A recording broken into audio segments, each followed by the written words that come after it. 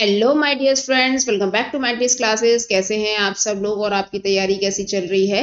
आज हम स्टार्ट करेंगे क्लास 11th का हिस्ट्री का सैम्पल पेपर है। ये अरिहंत की जो सीरीज चल रही थी, एक्चुअली मैं काफ़ी टाइम से वीडियो नहीं बना पा रही थी because of my health issues.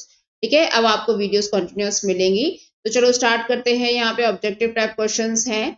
तो पहला क्वेश्चन देख लेते हैं। Which group was included in the 3 orders of European society. तो 3 ऑर्डर्स वाला जो चैप्टर है उसमें 3 ऐसी कौन सी यूरोपियन सोसाइटीज रहती थी।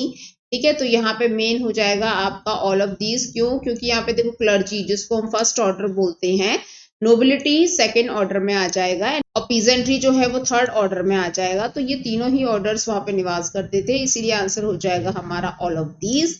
देन सेकंड क्वेश्चन है the dash a Germanic tribe gave their name to Gaul making it France. ठीक है, तो यहाँ पे जो फ्रांस है, मतलब एक्चुअली क्या हुआ था कि ये जो जर्मनी की एक ट्राइब थी जिसका नाम था गॉल, और ये क्या है, फ्रैंक बन के कहाँ पहुंचती है, फ्रांस में पहुंचती है। ठीक है, फ्रांस में ये फ्रैंक से नाम से जानी जाती है, तो इसीलिए इसको हम नाम देंगे फ्रैंक। ये यहाँ पे फ्रांस को एस्टेब्लिश करते हैं। थर्ड क्वेश्चन है Gaul province of the Roman empire became. तो अभी हमने देखा कि गॉल प्रोविंस जो है रोमन एम्पायर में बनता है, ये किस नाम से बनता है, ये फ्रांस के नाम से बनता है।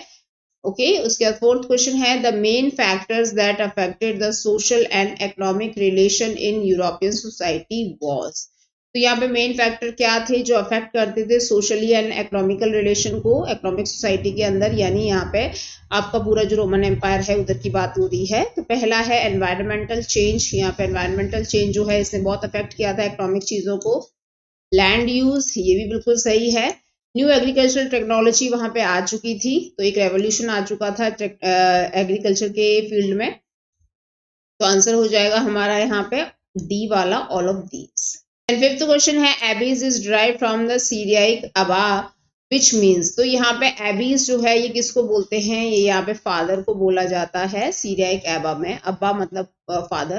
ठीक है, उसके बाद द नोबल और lord gave the knight a piece of land. तो जो नोबल है और जो लॉर्ड है, लॉर्ड मतलब यहाँ पे क्लर्जीज को बोलेंगे, तो ये जो लैंड देते थे नाइट्स को, तो इसको क्या बोला जाता था, इसको फीफ बोला जाता था।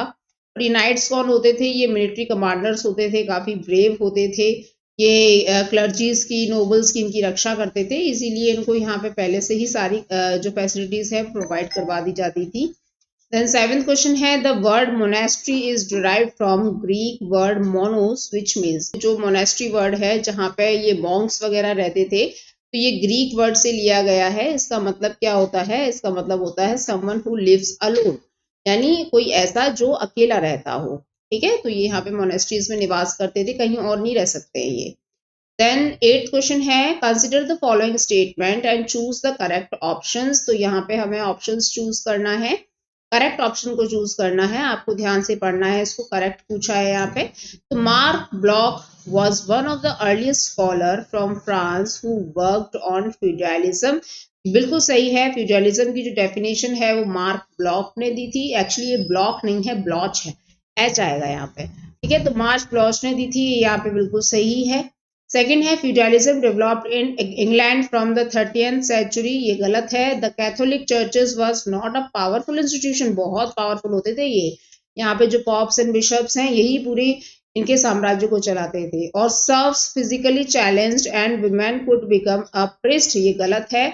सर्व जो है एंड विमेन जो है ये दोनों ही प्रिस्ट नहीं बन सकते थे। तो यहाँ पे आंसर हमारा क्या हो जाएगा, ओनली ए, यानी 1। नाइन्थ क्वेश्चन पे मूव करेंगे। Consider the following statement and choose the incorrect option. तो यहाँ पे इनकरेक्ट ऑप्शन को निकाल देंगे बाहर।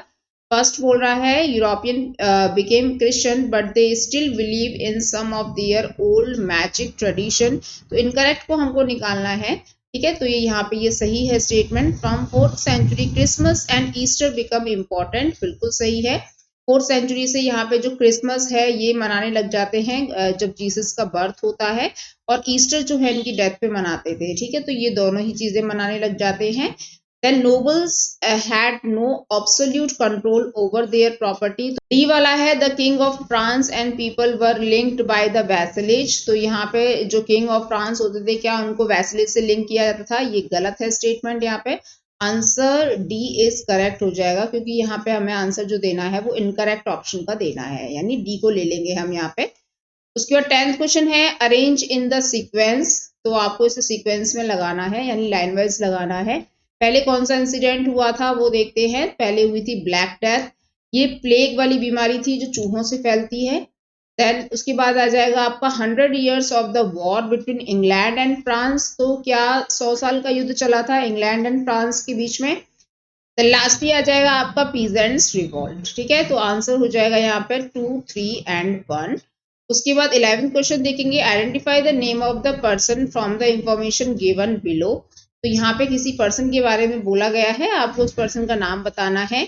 ही was the duke of Normandy, वो नॉर्मैंडी के ड्यूक थे। एंड सेकंड है in the 11th century he cross the English channel with any armed and defeated the Saxons kings of the England. अभी देखो यहाँ पे क्या है, आप उसको पहले कहानी की तरह समझिए। ये जो विलियम वन एक प्रिंस हैं, ये फ्रांस से इंग्लैंड जाते हैं, बीच में एक नॉर्दर्न चैनल पड़ता है ना, तो उसको क्रॉस करते हैं, उसके बाद इंग्लैंड में पहुंचते हैं। तो इंग्लैंड में कौन निवास कर रहा था, इंग्लैंड में निवास कर रहा था सैक्सन किंग ऑफ इंग्लैंड।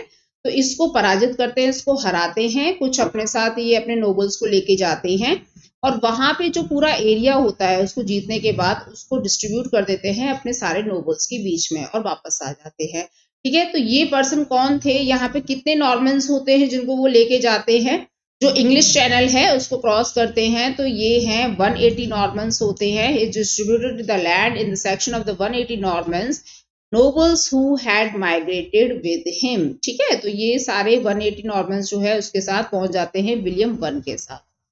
ये बहुत इंपॉर्टेंट है, ये क्वेश्चंस में भी आता है।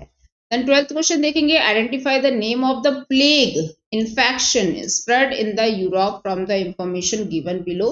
तो अभी जस्ट मैंने आपको बताया था कि ब्लैक डेथ जो है वो प्लेग से होने वाली बीमारी, मतलब ब्लैक डेथ क्या है, एक्चुअली डेथ इतनी भयानक होती है, यहाँ पे ये वायरस फैल जाता है पूरा प्लेग का जो, और उसकी वजह से यहाँ पे लाखों लोगों की मृत्यु हो जाती है, तो उसको ब्लैक डेथ नाम दिया गया था।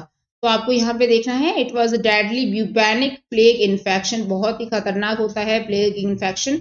It was caused by the rats, rats मतलब चूहे, which came along with the ship from the distant countries in the European ports. Actually क्या है ना, जो पहले शिप वगैरह होते थे तो उसमें बहुत बड़े बड़े जो चूहे हैं वो भी इम्पोर्ट एक्सपोर्ट होते रहते थे साथ साथ में, और उनकी मृत्यु भी हो जाती थी, तो जिसकी वजह से क्या है शिप में ये बीमारियां फैल जाती थी।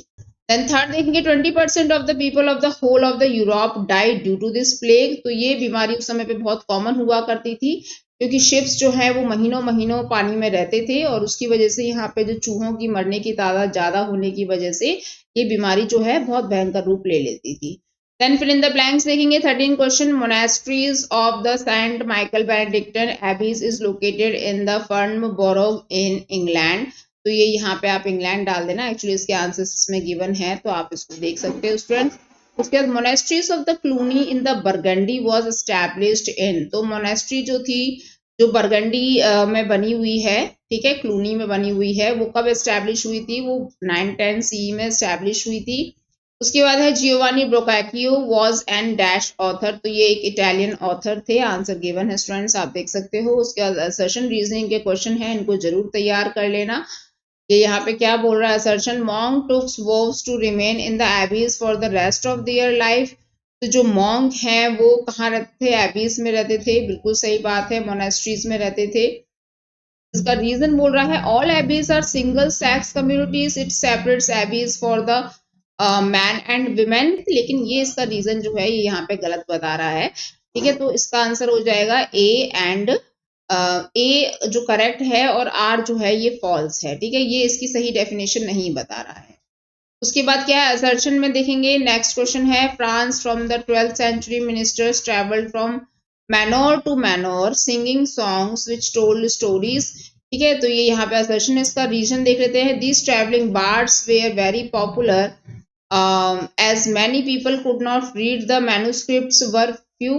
तो ये दोनों ही स्टेटमेंट सही हैं और ये इसकी सही एक्सप्रेशन भी बताता है, क्योंकि जो लोग पढ़ नहीं पाते थे वो लोग क्या है पिक्चर्स वगैरह देख के और सिंगिंग सॉन्ग्स वगैरह करके ही चीजों को समझ पाते थे। तो यहाँ पे यही है, जो पीपल नहीं समझ सकते थे उनके लिए बहुत कम मैन्युस्क्रिप्ट्स यहाँ पे थी, ठीक है।